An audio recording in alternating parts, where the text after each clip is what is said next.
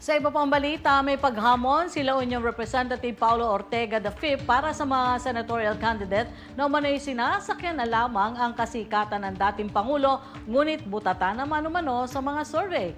Kung ano ito, ikukwento sa atin ni Sus Valdez.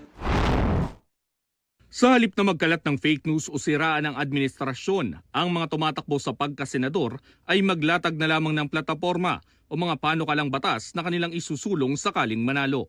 Ito ang hamon nila Union Congressman Pablo Ortega V sa mga kandidato ng PDP laban na anya ay paninira sa pamahalaan ang sinasabi sa kanilang pangangampanya. Sa ginanap na pulong balitaan, hindi pinangalanan ni Ortega ang mga ito pero sinabi niyang sila yung mga kandidato na maingay lang pero hindi umaangat sa senatorial survey kahit ano pang sabihin.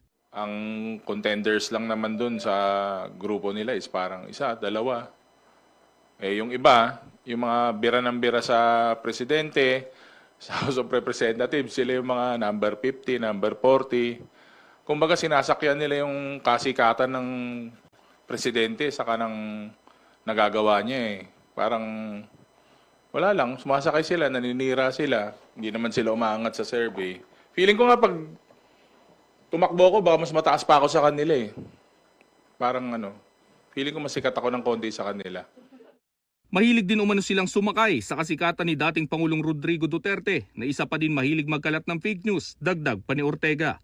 Payo niya sa mga kandidatong kulelat sa survey, plataporma ang ihain at huwag paninira at baka tumaas pa ang mga ito kahit sa survey man lang. Siyempre, mag-grab sila ng media mileage, di ba? Di ba? Sasakyan natin to para sumikat tayo. Ang problema puro paninira naman. Plataporma kaya ilatag nila.